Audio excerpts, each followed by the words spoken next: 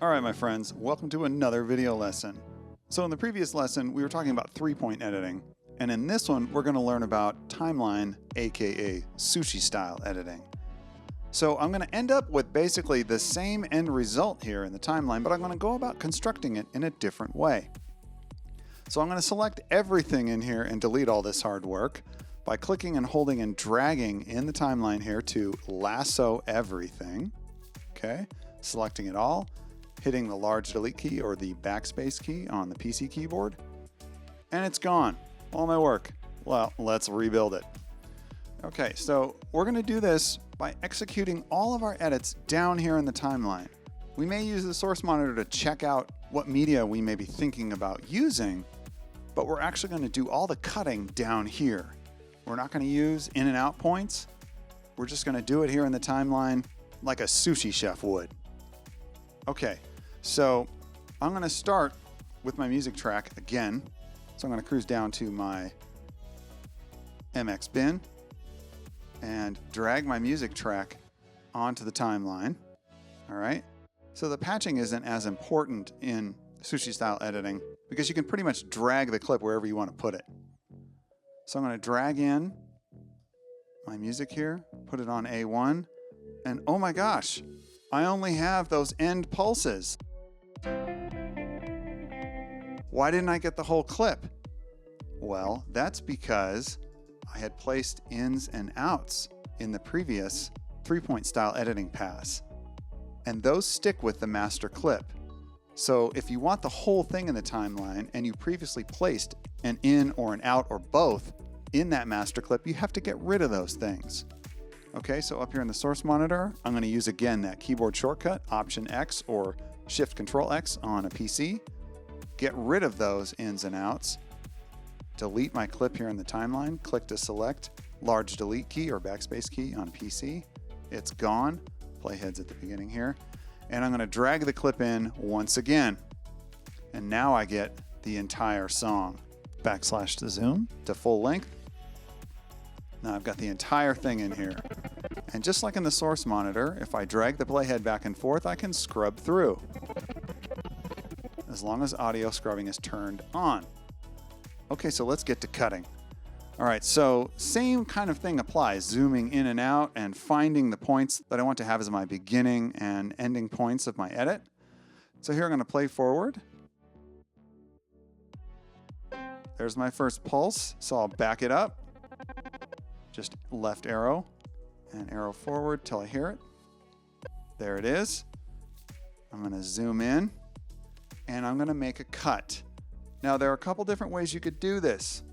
You can grab the razor tool here, which has a keyboard shortcut of C, and it will automatically snap. You can see there's two little white triangles that appear on the playhead bar as I roll over it. Okay, that indicates that when I click with this tool, it's going to make a cut where the playhead is. All right, and there it is.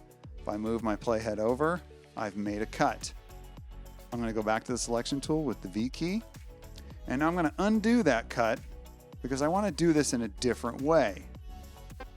Okay, that's one way.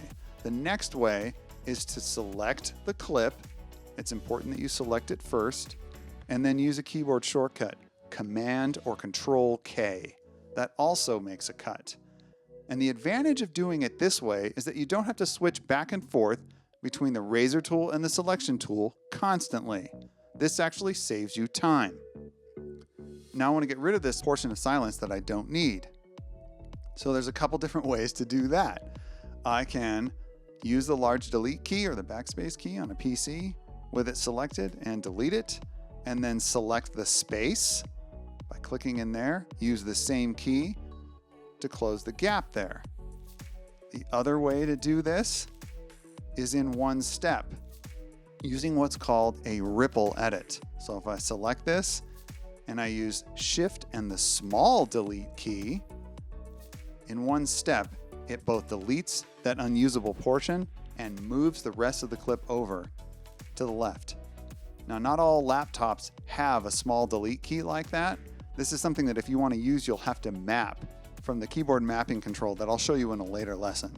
So for now, the best way to do this is to click here, large delete key, select the space, and delete again. Or just grab the clip and drag it over. Any of those ways will accomplish this goal. All right, so let's move forward and find that same place where we want to make an edit.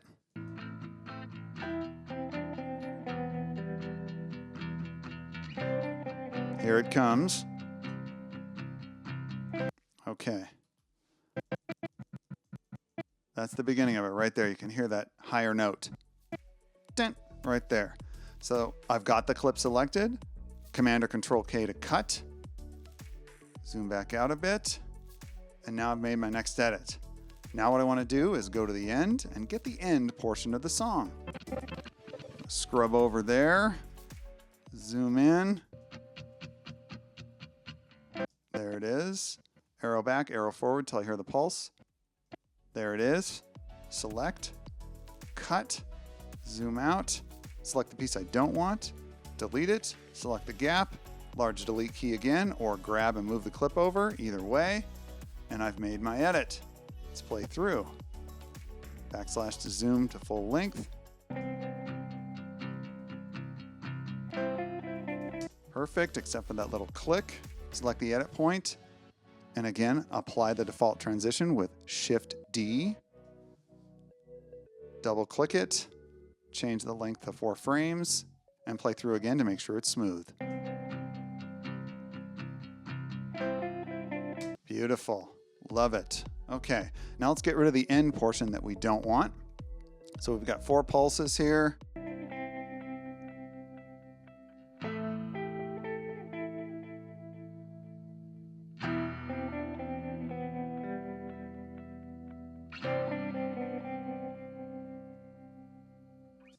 All right, zooming in, arrowing forward.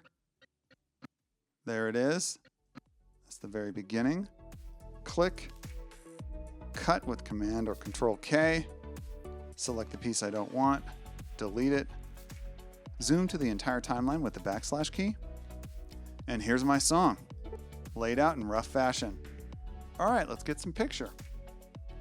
Twirling down media, here are my animals, and now just like before, if I drag this clip into the timeline, I'm gonna get the portion I'd already marked, okay?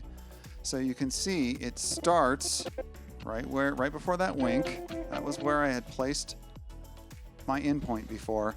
And then I didn't place an out point. So it plays all the way through to the end of the clip, which is much too long. And I know it goes all the way through the end because of this little white triangle here that you see. If I zoom in on this little white triangle in the upper right corner of the clip indicates that is the clip boundary, the end of the usable media, okay? So you'll see those triangles at the beginning and the end of clips if you're using them in their entirety, all right? So I like where the beginning is. It's just too long. So I'm gonna drag it over to the beginning here, move my playhead back there, zoom in a bit, and find where I wanna make the edit, which is right here before the second pulse is. There's the second pulse start. I've got my clip selected. And again, I'm gonna make a cut. Command or Control K.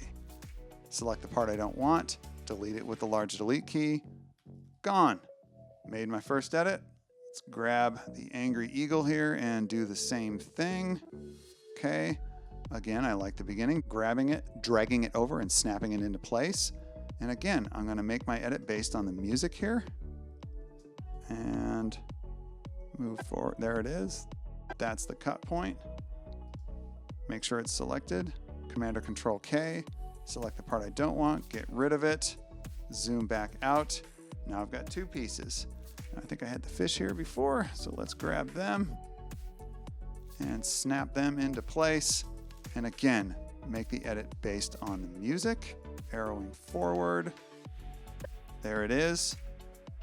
Clicking on the clip to select it, and Command or Control K, selecting the part I don't want, large delete key or backspace key on PC to delete, zoom to the length of the timeline with the backslash key. And there it is. The whole thing reconstructed just as it was, but using Sushi-Style instead of 3-point. Now, this is kind of a mindset thing. It kind of depends on how you approach things creatively. If you like to cut them up and drag them and move them around all in one place, then Sushi-Style's for you. If you like to methodically decide what you want to use and very carefully construct things piece by piece in a more, say, controlled fashion, then maybe 3-point's for you. Neither one is right or wrong. It's just a style thing. It's just what you're comfortable with. So try both and see what kind of fits the sort of creative that you are. I used to edit exclusively in 3-point style, and now I'm almost exclusively the opposite. I use Sushi-Style all the time. All right then, my friends, that does it for timeline or Sushi-Style editing. And that wraps up this portion of the video lesson. I'll see you again shortly for the next part.